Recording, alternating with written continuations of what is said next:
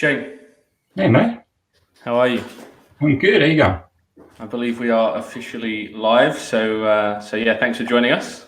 Kudos to us. We've got the Fingers crossed, technology. fingers crossed it's all working. Yeah. Yeah. So look, firstly, just wanted to thank you for jumping on the call. Obviously, we've spoken a lot over the years, and especially more recently with what's going on in the market. And I thought you'd be a great person to speak to and pick your brains around managing dispersed workforces and really driving effective Salesforce projects remotely. Yeah. So I think a lot of people here will know who you are. A lot of our viewers now will know who you are. But for anyone that doesn't, can you give us a bit of background? Sure. So I'm Shane Williams. I've been in the Salesforce ecosystem for probably 10-ish years. Bit of background, I started my career back in the mid-90s working for Lachlan Murdoch at News Corp, and then over the course of my career with News, got involved in big program delivery. The last few years of which at News, probably the last 5 years of which at News, was responsible for their advertising platforms. And part of that was the CRM being Salesforce that ran the contact centers as well as the field salespeople. And then an additional adjunct to that was the Salesforce implementation that ran our subscriptions business. So all in all, thousands of seat implementations running right across Australia, call centers distributed across the country. And then more recently, I did 3 years with realestate.com.au and the parent and the sister company in Asia. And we rolled out Salesforce across 7 countries. And that was really exciting time. So I guess my experience in the Salesforce space, for relevance for this audience, is about a decade in the Salesforce space, big program implementation, and teams distributed right across Australia and Asia. Yeah, and I guess if we touch on that last point in terms of the distribution of teams, correct me if I'm wrong, but I think more recently you had teams in Asia delivering, I think, up to about 30 people in a team, and a lot of them weren't right sat in front of you for stand-ups and so on. Yeah. So we sort of really encouraged a opportunity to sort of flexible working. Part of that was, even if you were based in Melbourne, you still had the opportunity to work from home or work flexibly, and that meant that we were quite comfortable with people not being in the office. But that's not necessarily the case in a lot of organisations. And so we had our core team of people based in Melbourne, but they weren't necessarily in the office. But we also then took people from the team and relocated them into regions. So for 6 months, we had people based in Hong Kong. And then for several months, we had people based in KL, for example, as kind of our regional hubs in Asia. And then we also had partner vendors that were based in those places as well. And we had local people that were part of the program. So they weren't Australian expats that had been sent over there. And so it was a good mix of culture and time zone and language. And so all those challenges that I guess you need to run up against when you're running a distributed team. A lot of learnings, a lot of good times.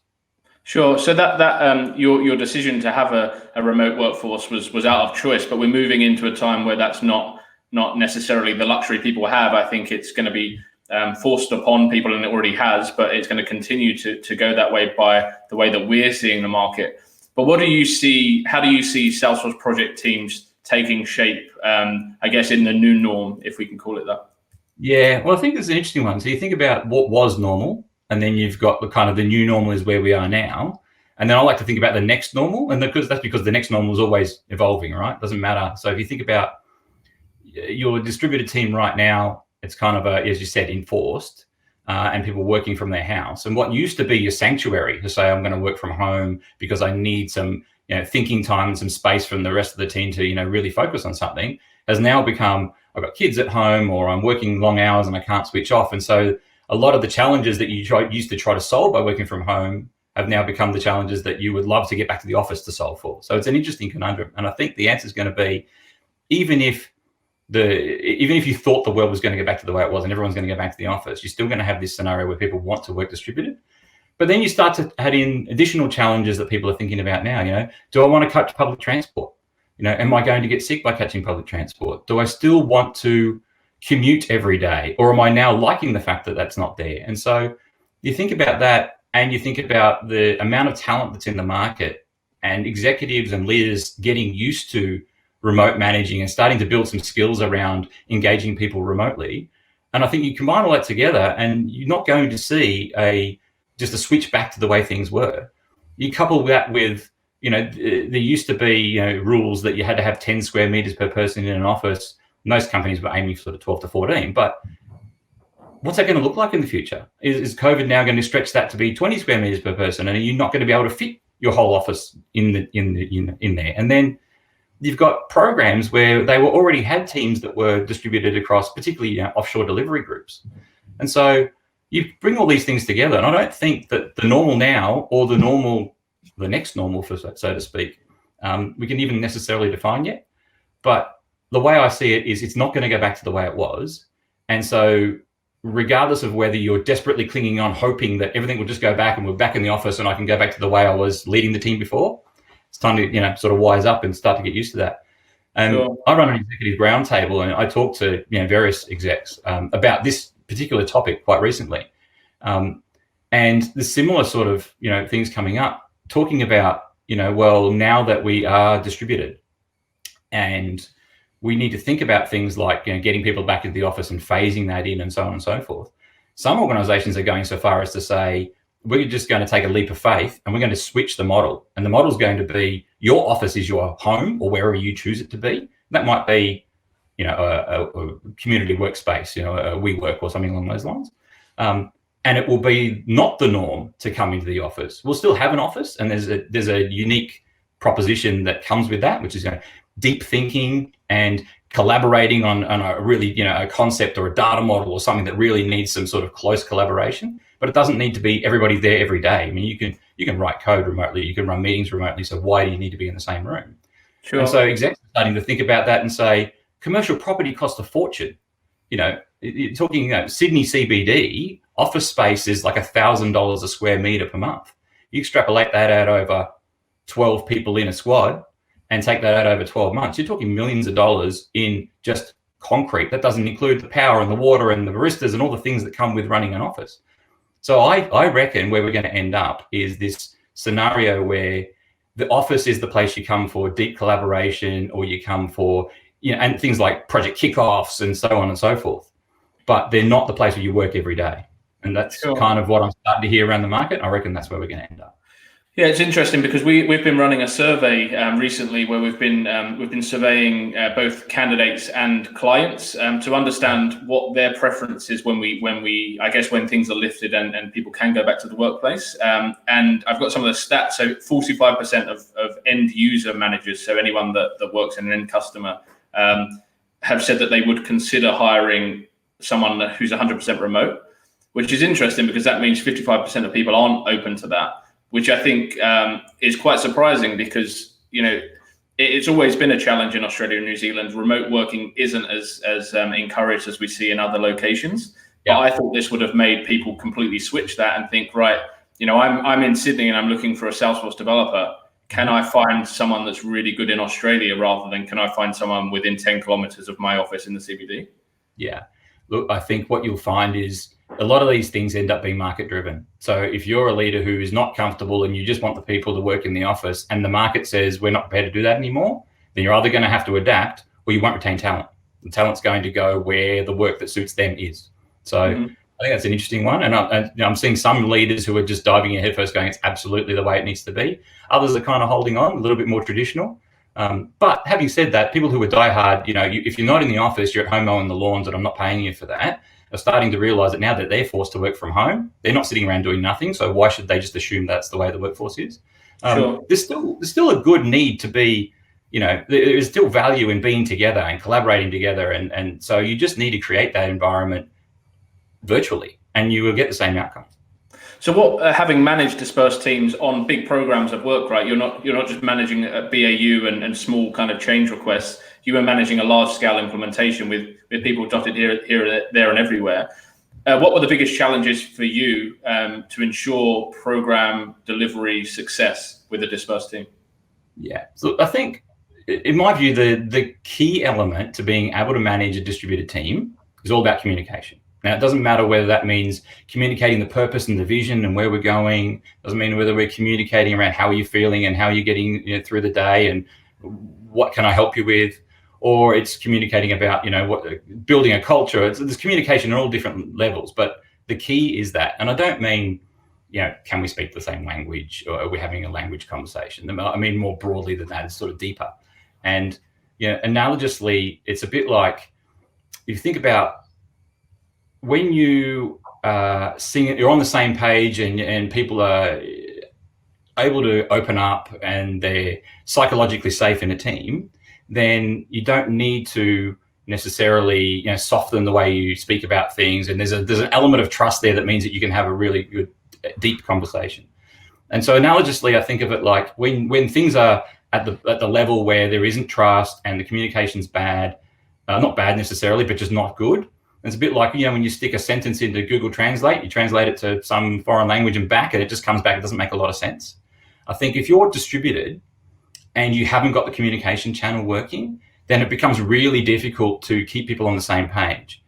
And so I tell the story about how when we were, rolling out Salesforce across Australia and Asia, and we had a team based in Hong Kong, and I was back in Australia, and there was a majority of the team that were based here. So if you had a team meeting or inception session or something, the majority of the people are in the room and someone's presenting and you're talking through a concept. And I always found that the engagement in the early days was quite limited from the team on the screen. I used to try and encourage them and use techniques to bring them in, but I never quite understood what the gap was. So I made the trip over to Hong Kong, spent a week there, and I realized pretty quickly it's really difficult to have in-depth conversation and add value when you've got the majority of people in one room and you've kind of got this little satellite office, if you want to call it that. And so I talked to some of the execs about this the other day, and they said the same thing. If you've got a headquarters, I'm going to make up another country. Let's say it's in New Zealand and you're in Auckland, and you've got an office out in the Western US. You're going to have the same thing. And so I think communication is really key, and it's that. How do you get everybody on the same playing field? How do you make it level?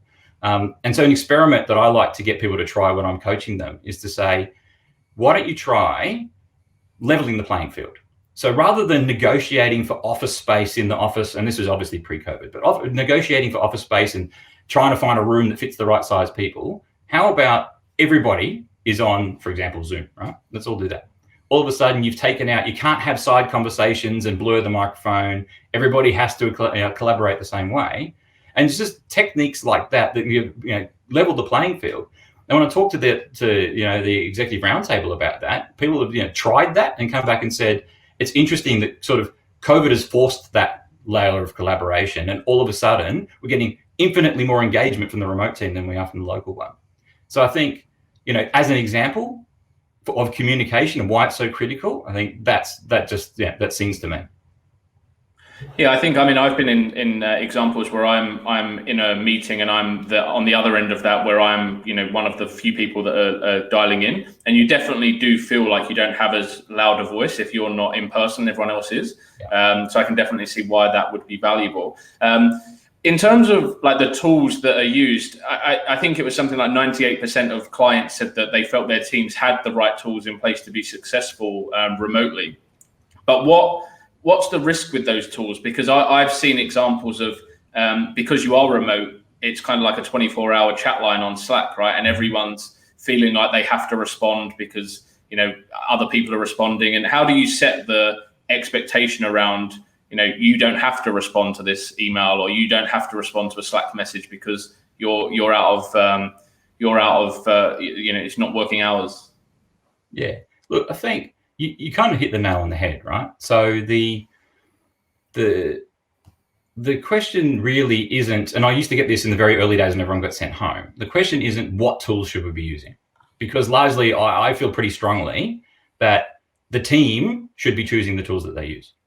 So, but you kind of touched on that. It's not necessarily what are the tools, but it's more about the way I think of it is what is the etiquette, and what are the rituals we're going to put in place that enable us to use those tools most effectively to support the team. And so, analogously, I'm the building manager and I'm a site manager at a building site, right? And I'm not going to go out there and describe to the plumbers and the concreters what tools they should be using. They know the right tool for the job. My role is to make sure that we always have our toolbox meetings. Everyone knows what everyone else's movements are. We're not tripping over each other. I've got to make sure that the OH&S stuff's covered off and that, everyone's got their white card and whatnot. But you know the tool for the job. Now, in a bigger organization, you might want to set some standards around that sort of stuff. But again, they should be set in consultation with the teams who are using them, right? You don't want to end up with teams that are saying, I'm using GitHub Enterprise and I'm using Bitbucket, for example, right? All of a sudden, your IP is spread across different systems and it's too hard to manage. And so I look at it and say, don't worry about what tools the team should be using. Focus on the outcomes you're looking for, and then let the team decide. So, for example, if you're setting up your team, and a lot of companies have been through this now, right? Because we're kind of on the tail end of setting up remote working. But what rituals are you going to have as a team? So, are we going to get together every day at 9 o'clock as a catch up? How often are we going to have a retro and understand how people are feeling and what's working and what's not? Then what synchronous communication tools are you going to use? Let's all use the same one. So if we decided that it's Zoom, let's use Zoom. Asynchronous tool, what are we going to do? Is it going to be Slack or is it going to be Teams? But let's not use both, because we can't be a team if we're all in different places and the information's distributed.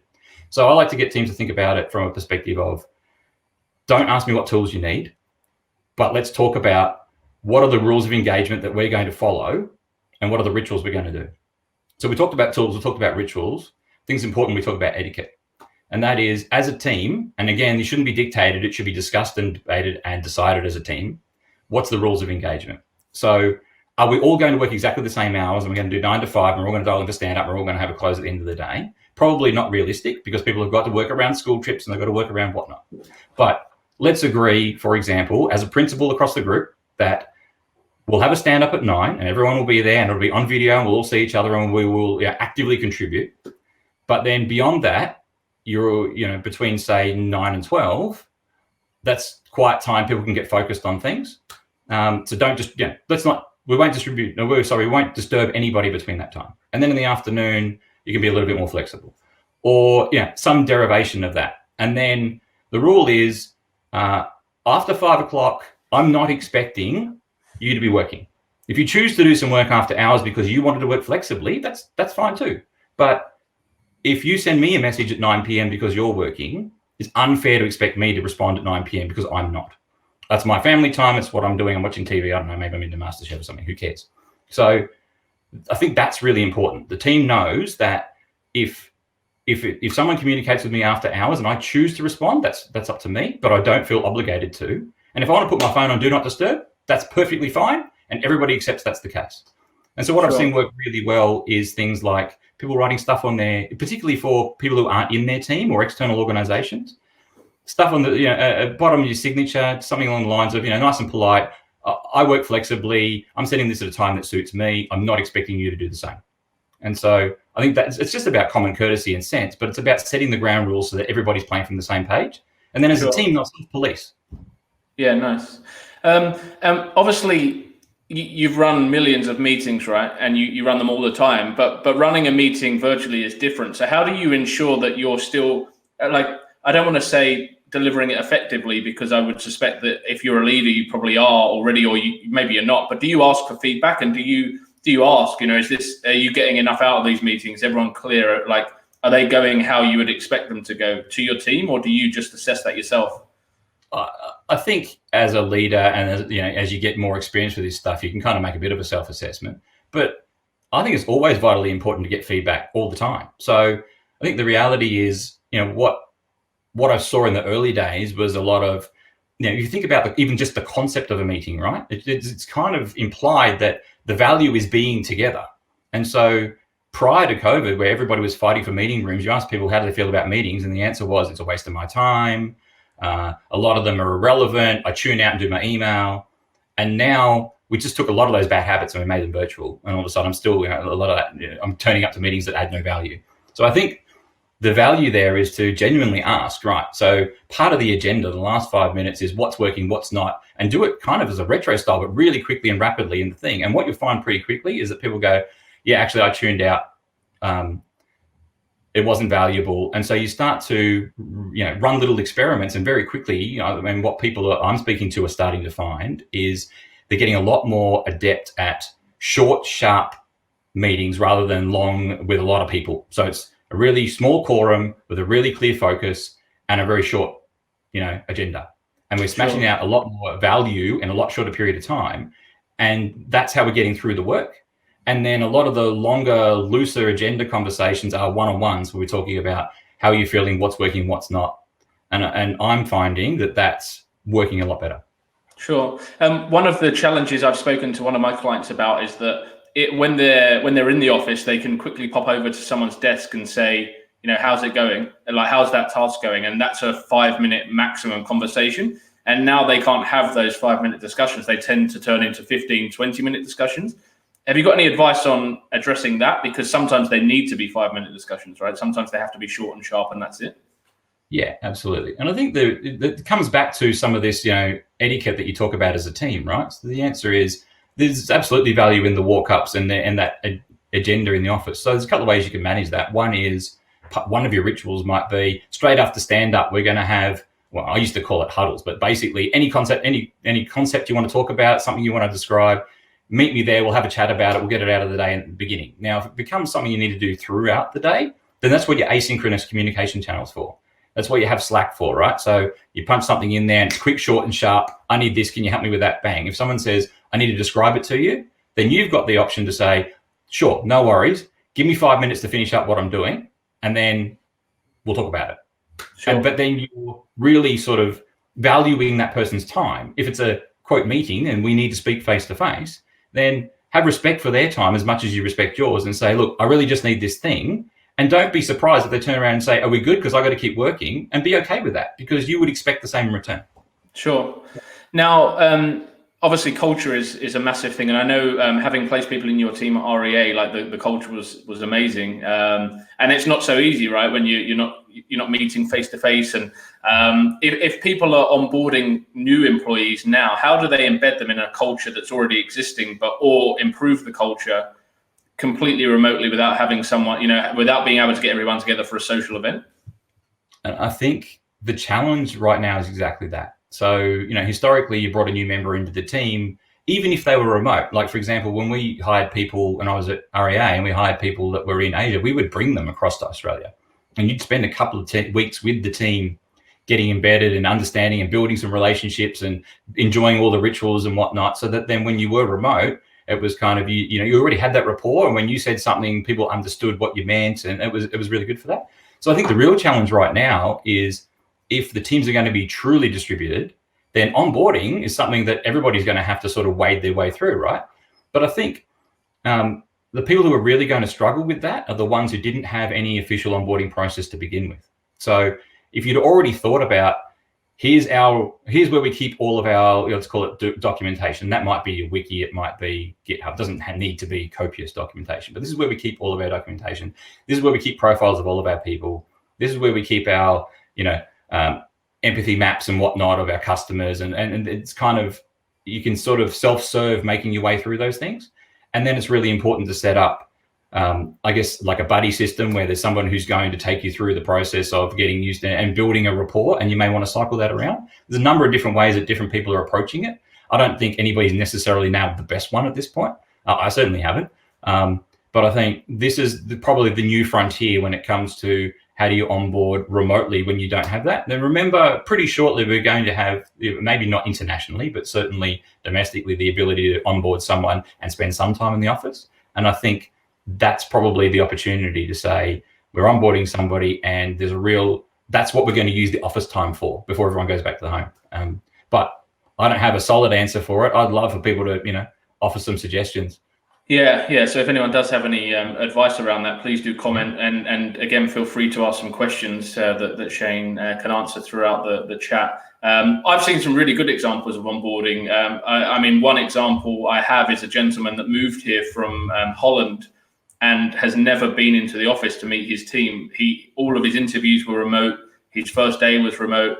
The CTO did take, the head of engineering did take his kit out to him and drop it off. But his experience has been amazing because everyone has budded around and been on virtual coffees with him and got him engaged and made sure he's bought into the vision of the business and the team by having those touch points.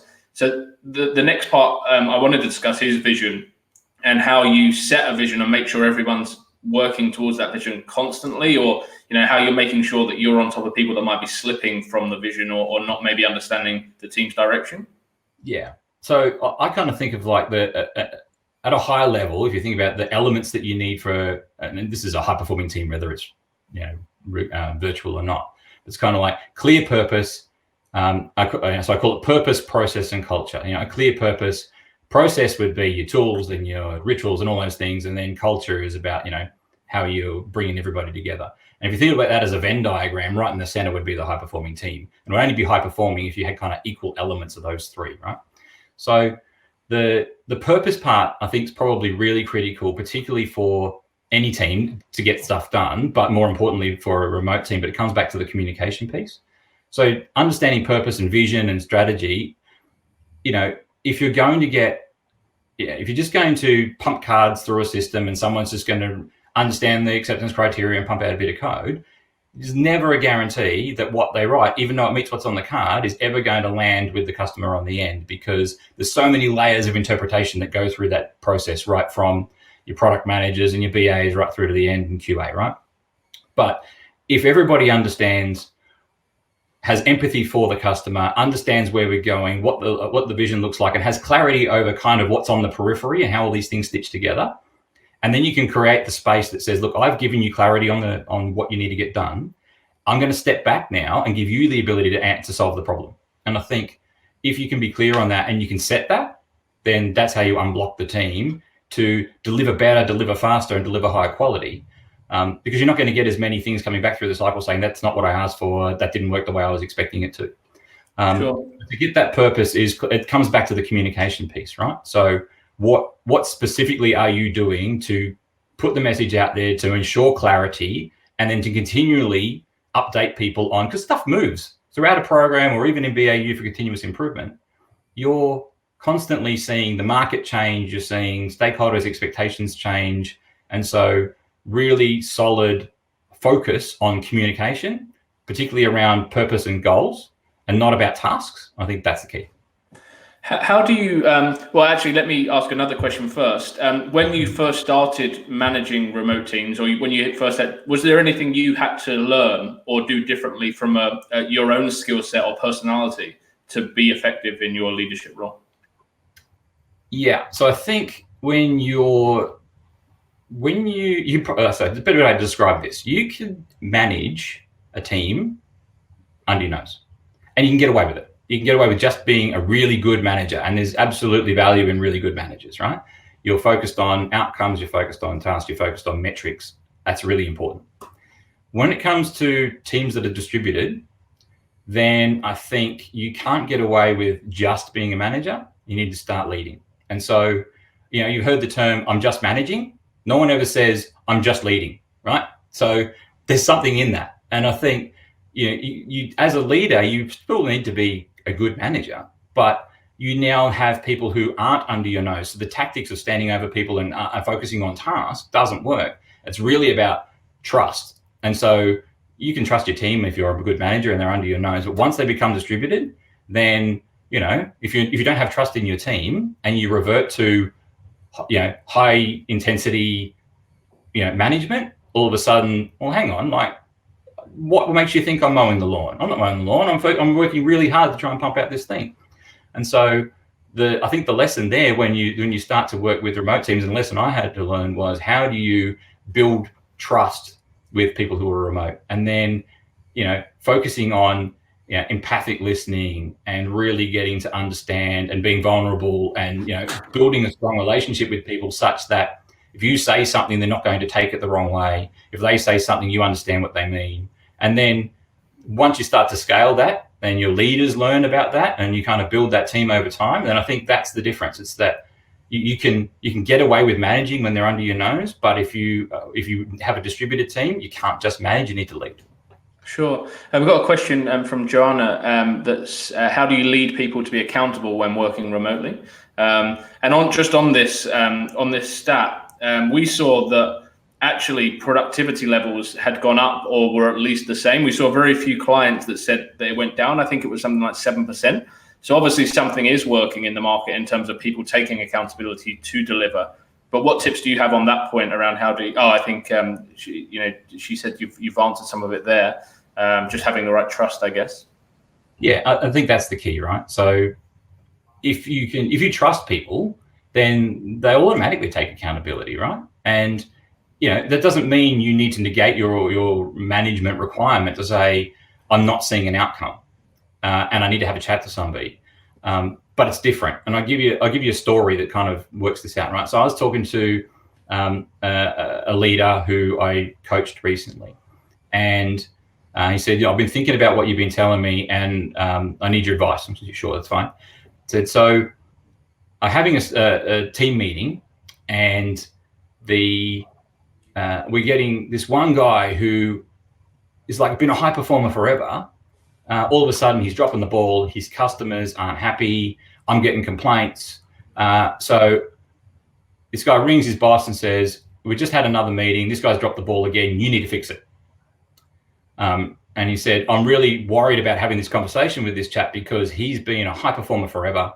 And I know he must be struggling at home with having his kids at home. And what do I say to him? Your kids are a distraction and you're not performing. I really feel uncomfortable about that conversation.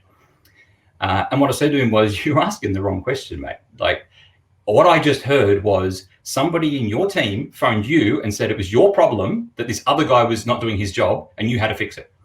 Now, if this was a high-performing team and these guys really were a collaborative, culture and had each other's backs, you probably wouldn't have heard about it. This guy would most likely have phoned his colleague and said, mate, like, I've had a couple of customers complain about stuff. I'm actually really worried about you because I know that you normally smash this stuff out. Is there anything I can help with? Can you give me some context? And was there something like, there's something going on? But he didn't. He phoned you and made it your problem. So the first thing you got to work out is you got to have to work on this team. How are they feeling? How are they collaborating piece? But the second thing I'd encourage you to do is ring this guy and have the conversation. Don't be a coward. Phone him and say, yes, you should be worried about how he's feeling at home, but address it. So he phoned me a couple of days later and he said, you're not going to believe this. I've spoken to this guy and he's come back and said, actually, yeah, I am really struggling. But what's causing me the biggest issue is that when I was in the office, when I needed this particular thing done, I would literally walk to the next building and I would go and see whoever the person was and say, I put the thing in the system, but I need you to process it for me. And it would get through. And that's how he ran his day. He made himself efficient by just navigating or circumventing the process, right? Now he doesn't have that luxury. So he's trying Slack, he's trying the phone, he's emailing, he's trying everything he can, he's doing his own head in, and he knows he's letting people down. And he knows he's letting his colleagues down. He's not saying anything about it, he's struggling. But now that his boss has reached out to him, not under the management style, your KPIs aren't up to scratch, what are you doing and making this feel bad? And can you help me understand what's going on and how I can help? And he's realized that he's got this really fundamental business process that is flawed. And so it's causing customer impact, but it's not this guy and his kids being a distraction's fault. The guy feels really conscious about it. And so I guess the moral there is if you trust your people and you have that open relationship and you're constantly communicating with them and your meetings are short and sharp for a task and they're longer and they're more focused around how people are feeling and what they're coping with, then that stuff won't happen. And so his job was to go back now and say, not only I've got to fix this business process, but I've got to go and sort out this team culture thing where these guys weren't talking to each other and coming up with a solution or bringing it to me as a pair and saying, this customer's impacted by this rubbish process that's impacting old mate over here. So that element of trust in a team, is that something that, because I mean, seeing that like internal discussion between team members is healthy, right? But is that something you would always want, like not to hear about the challenge and them to solve it themselves? If you do have that trust, is that what everyone should be striving for? I would think so. I mean, I certainly would like to know. I don't want them to spin wheels and try 6 different ways to remove a problem themselves and burn a bunch of time. But likewise, you're not helping people and you're not leading them if they're just kicking problems over the fence to you all the time. So sure. I think the answer there is you're all invested in the outcome and you're all invested in having each other's backs and getting there. And if that means that you've found a business process that needs to change, then absolutely bring it up. My role as the leader is to create the clarity, remove the roadblocks and get out of your way to get shit done. If this is a roadblock, then I will absolutely lean in and get it done. But if you guys can sort it out amongst yourselves, that's great. In this particular scenario, they probably couldn't have solved it amongst themselves. But you wouldn't have had one guy getting frustrated with another guy for doing something that's totally out of his control. They would have had a conversation. He would have shown empathy and gone, wow, that's really rubbish. We need to take this to the boss. and come together with we've got this problem and we'd like your help to solve it. What about genuine underperformance? Because I think that's very different, right? And I don't want to get into a HR discussion of performance management and so on, but like it's different. If you were to be leading me right now and I was underperforming, if you approach it in the wrong way, it could be as if I'm watching TV and I'm being spoken to about my performance, right? So there's a fine line between trying to get things moving and being too direct. So what's your view on underperformance and managing that through a camera? So I think the answer to the question is that's when you're kind of leading, you're treading that line between management and leading, right? So now you've identified that you think there's a problem. You've then had the discussion and you've diagnosed that it's actually not, some sort of issue that you need to deal with in terms of business process or culture or whatnot, but it's a specific performance issue. Then the process you use to solve it doesn't change if you're in the office or not. It's standard, performance management 101. You don't need to rethink it. You're getting on the video and you're having the serious discussion and you're getting it done. Frankly, if problems are starting to crop up now that are performance challenges, then you can hide remotely for a period of time, but eventually it comes unstuck and you have to deal with it. And if you don't deal with it, then that's a blight on you as a leader and not on the person. Sure. Yeah, I think the key word that you mentioned is empathy, right? Initially, like try to understand and then see what can be solved. The trick's going to be you'll get some people who are, I use the word coward's too strong, but who don't want to address it and leave it too long and let it fester, and then it just impacts your entire group. So you got to nip it in the bud real quick. But you've also got to understand that what you're seeing on the surface is just the symptom, it's not the cause. And if you start to peel back the onion of what am I seeing, why am I seeing it, you're working your way backwards. If this person's been a good performer in your team for a long time, then there's probably not a genuine performance challenge. It's something else that you need to solve for. If this is a new person in your team or someone who's been around for a long time, there's a problem you haven't dealt with, then that's on you. Sure. And what about like there'll be people watching this that aren't managing teams but may have issues that they want to raise to their manager about how things are going from a remote perspective. Yeah. How would you want to be approached with a difficult challenge or something that's just not clicking for them? It's kind of like, it's people will think it's like it or lump it because everyone's in the same boat with remote working, but there are ways that problems can be solved. So how would you want someone to approach you about a challenge they're facing? Same way you'd approach your family with a challenge you're facing, right? It's no different. You say, listen, yeah, you're right. We're all in the same boat, but your boss isn't going to go, well, hopefully your boss isn't going to say, well, just suck it up, right? The answer is, yeah, I can't change the fact that the government's locked us down. I can't change the fact that there's a virus out there. But what I can do is listen to your situation with empathy and work something out. And that might be my kids are at home. And my own personal example, my kids have been homeschooling for the last however many weeks. And so how do I work my day? I do my stand-up in the morning with my peers and colleagues and whatnot. Then I go and focus on getting their schoolwork started because I know it lands at 8:30. We go through and what are you working on? And to be honest, my kids have a Kanban board where they move cards through as they're working stuff through the day, right? Of course they do. Yeah, of course they do, right? But they then sit down and say, right, this is the tasks I need to work through. I understand them. They describe how they're going to solve them. And then bang, they're off. And then I can get back into some focus work. And then I can go back out and check on things and do, reviews and so forth. So, what I would be doing in that scenario is saying, okay, boss, I will absolutely be there for the 9 o'clock session, for the team meeting and for huddles afterwards, if that's what we're going to do. Then, I'm going to need a half an hour to get the kids settled and into their schoolwork.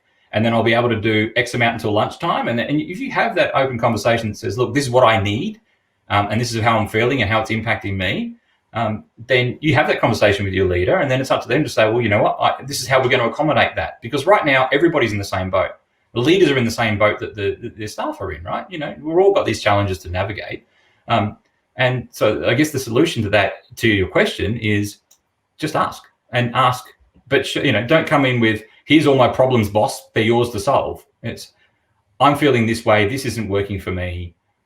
I need this help. This is how I'm thinking about structuring it. Can you give me some feedback? Would that work for the rest of the team?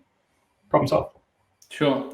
So if you were leading a program of work now, what would be your approach to onboarding? Not the actual onboarding process, but building a team.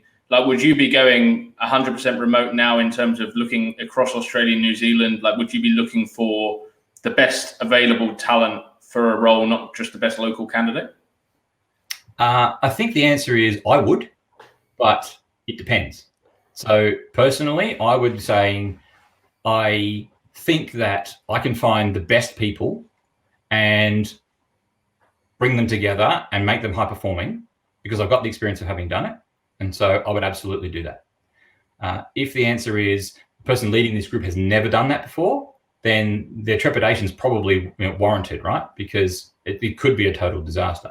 So the reality is right now, there's a lot of talent on the market. Now, whether it's good talent or not is debatable, but there is a lot of people available right now. So it's gone from being kind of a seller's market to a buyer's market, if you want to call it that, at least in my perspective. I mean, you're the expert on this stuff, right? But I think if you limit yourself to the people that are in your geographical area because you have this sort of 1950s mentality that everybody needs to be under your nose, then you're missing out on so much opportunity. And I work with companies in New Zealand, and they're starting to see that it's nice to have people relocate to Auckland or Wellington or wherever they want to move them to, but there's a whole wealth of talent in other geographies, and they have no choice other than to tap into it because there's a shallow pool. And the same is going to happen across Australia at some point. But right now, I think with so many people in the market, and so many people in the market, across Asia and all sorts of places, that you'd be mad not to consider it. The good part is that you've kind of been forced now into setting up the technology to support it and setting up some of the processes to support it. So a lot of the heavy lifting in the transition is now done. And working from, I have a team that's local, so it doesn't really suit me to try and bring people in remotely to, well, now that we've kind of got all of the processes and technology set up to work remotely, then why not leverage that and try and find the best people? And frankly, if you do it right, you're going to get the right mix of critical thinking in your team because you'll have people with different perspectives, different cultures. And that's one of the things I loved about the team that we built at REA. There was representation for just about every continent. There was diversity of thought, male, female, and it was just fantastic. So there's a real opportunity there, utilizing the tech to build a really high-performing distributed team. Yeah, for sure. And I think that's the beauty of the Salesforce ecosystem, right? Is that it can be done. Your proof, there's proof out there in the market that it can be done. Well, I mean, from my side, yeah, you're right. There is more talent in the market than there was 6 months ago, or probably than there's ever been in the Salesforce ecosystem before, because we haven't necessarily seen times like this in the Salesforce world. I think people really took that for granted, that there'll always be opportunities. And there will, but there's obviously less opportunities. I think from candidates that are looking for roles right now, we found from our survey that only 11% of people that are actually looking feel that there's a good level of opportunity in their area, like be that their skill set or their location. But it is really hard, I think, for a job seeker right now, because if we look at the Brisbane market, where there's perhaps more candidates and less jobs in the market, like where do they apply for roles? Because unless someone comes out and says, I'm happy to hire 100% remote, no one really knows if they're wasting their time by applying for a role in Sydney or further afield. Yeah, and I think that's an interesting one. If you think about the hirer side, this downtime right now, where maybe some projects are on hold and whatnot, is a real opportunity to think about your value proposition. So, whilst you're building out your value prop, your employee value prop, you've got this opportunity now with a bit of downtime to think about it. But you've got a couple of different elements you need to be working through. One is how you're going to attract the right people once you've got the work and the momentum to build up to it. Because there will be people in the market, and you kind of, there'll be a period of time there where there's a good opportunity to grab some good people. But the flip side is that how are you going to retain your really good people when the roles start to open up, right? It's not going to be just the people who aren't employed who are looking for other roles. And so, it's an interesting one. I just assumed when I went into my recent roundtable that the conversation I'd be having about talent right now was going to be companies saying, you know what, I'm going to ramp down my investment with SIs, and I'm going to increase my investment in bringing people in from the market because it's going to be cheaper and I'm going to be able to find good people.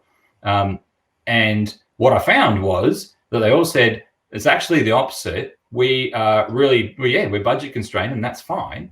But we're really worried about retaining our people, because once jobs open up, then how do we hang on to them? And so it's a really interesting conversation when you think about if I'm an organization, I need to be building my employee value proposition to hang on to the people that I've got who are really talented that I want to hang on to.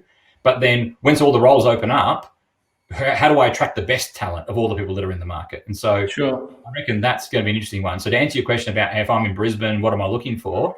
I think the answer is right now, wait and see. I don't know. It's an interesting one.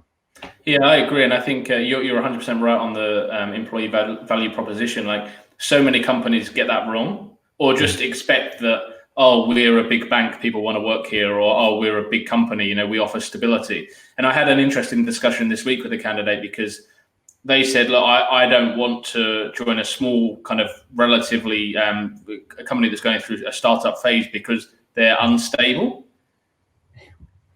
And I was like, well, like, if you look at some of the airlines as an example, you would have expected them to be stable at this time. 6 months ago, you'd have been buying shares in these companies and thinking, you've got a job for life if you join a big airline. So stability doesn't mean the same thing these days. And I think companies can win the race for talent if they create a really cool place to work and position it correctly in the market. Yeah. And I mean, if you think about, the workforce has changed anyway, right? So even as far back as 2017, McKinsey was sending out reports saying that the millennials aren't interested in lifelong careers in an organization. They're interested in 1 and 2 year gigs. And you're seeing a lot of organizations now, they're not even employing necessarily full-timers, they're employing fixed-term contractors. Or they're using partners who have the opportunity for you to be part of the organization, but you get to work in lots of different places. And so what I think you're seeing is there's a market of people who are coming through who are only probably ever going to be in an organization for 2 to 3 years tops anyway. So if you're looking at that and going, I don't want to be in a startup because it's unstable, well, the nature is that you're not going to necessarily be there for a long time anyway. So why not use the opportunity to say, this is going to be an interesting culture, I'm part of building something new, it's going to be ambiguous, which gives me an opportunity to think about what do I want for my career and try stuff and be innovative. I'm not going to be pigeonholed into, I'm an admin. I'm going to be walking into an organization that is a startup. And so, yeah, you might be the admin, but you're also out there speaking about the employee value proposition, and you're also running Friday night drinks, and you're getting involved in all these things that you wouldn't do in a big corporate for the same or better money. And the uncertainty is something you can actually embrace and really build your skill set and career really quickly that you wouldn't necessarily be able to do in a bigger one. Yeah, for sure. I think now if I see the CV of someone that's been in a business for 10 years, I do sometimes question why did you stay for so long? And I think the new norm in terms of how long you stay in a business is a lot. It could be 18 months, it could be 2 years, it could be a little bit longer, but it tends to be a lot quicker now that there's turnover for people looking for new challenges. So 100%, I think if you can get into an environment where you're going to learn, it shouldn't matter if it's big, small, or kind of an average size company, right? It's just the opportunity that presents itself. Yeah, and I think as a candidate, I'd be encouraging, like I do with people who I'm coaching, is to say, well, what's your goal? Where if you think about a project, what are we trying to achieve? Well, think about the same with your career. Where am I trying to get to? What's the goal? And then what's the path to get there? And what are the steps? And if one of the steps is I've got to build some skills in XYZ space, then maybe that role in that organization is not your lifetime job. It's the job to get the skills that get you towards the one you're trying to get to. Sure. And you get a salary in the meantime. You'll meet some interesting people. You'll learn some stuff. And all that's going to be tools in your kit bag that you take forward. Sure. So if anyone's watching this and they're thinking, you know what, I'm doing this all wrong, this leadership malarkey, what's are you open to people kind of reaching out and kind of understanding from you, getting some advice and guidance? Yeah, sure. I mean, my website's there, shanewilliams.com.au. I've got some stuff up there about what I do and how it works. But yeah, people should definitely reach out if you're interested. And finally, I guess the topic of getting your top piece of advice for anyone that's starting now in leadership. So it's an interesting time to be starting, right? So if you're going from not ever having managed a team before into managing your first ever team, what would be if you were to lay the foundations for a good leader right now, what would be the core skills? I think I'd probably frame it somewhat differently. I'd say, if you're worried about, I'm moving into a leadership role and do I have the chops and where's it coming from? then think about the unique, probably once in a generation situation we're in right now, in that 90% of people who've been leading and managing up to this point have never managed in this environment, distributed teams with people locked down at home. And so you're not coming in as the junior who doesn't have the skills. Sure, you might not have had years of experience in performance management, for example, but managing a distributed team and really building empathy and trust and whatnot, a good majority of people who've been in leadership roles for years are just learning that skill now. So you have a unique opportunity to kind of springboard 10 or 15 years of experience by just getting in it right now, finding a good mentor, setting yourself up for success and learning those lessons really quickly at the same time that everybody who's experienced is getting them. It's not going to fill the gap of 15 years experience, but you're going to springboard a lot quicker and get up to that level with the lessons you're going to learn right now. Yeah, that's really good advice. Yeah, it's an amazing opportunity to really grasp it and get ahead of people that perhaps just don't get their head around managing remote teams. Sure, I do have one final question. The survey that we did, 44% of people expect the market to recover in the next 4 to 6 months. I'm going to ask you to get your magic ball out and have a prediction. When do you see things kind of recovering? And for any job seekers now, like when? I appreciate we can't hold you to this, but what's your feel about the recovery of the market? Look, I would suggest that I would think it's probably September before you would imagine it's going to be a big turnaround. And I say that largely because you're only starting to see restrictions get removed now. So people are starting to get back into the swing of things, and that's going to take a while. But you're also still within the current financial year, which won't probably, new budgets and new thinking and new strategies probably won't land until July. And it's going to take, probably a quarter for people to really get a sense of we've embedded the new strategy. We've sort of bedded down our new ways of working. We're getting a sense of how back in the office versus remote looks like. And so I would have thought by September, you'll start to see the project starting to spin up again. I mean, there's already some spinning up now, but probably some of the whatever the new normal looks like and whatever the new projects look like that support the business strategies that are somewhat probably deviated from what they would have been had we not had the pandemic. I imagine that's when it's probably going to pick up. But total, crystal ball, 8 balls spinning it and hoping for the best. I've got no more insight than that.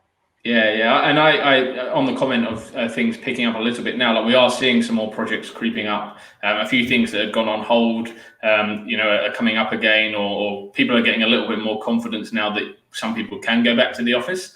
I think September is a good guesstimate, but I wouldn't mean that anyone shouldn't be relatively kind of positive about their opportunities to get employment before then, because we are seeing people starting to hire again.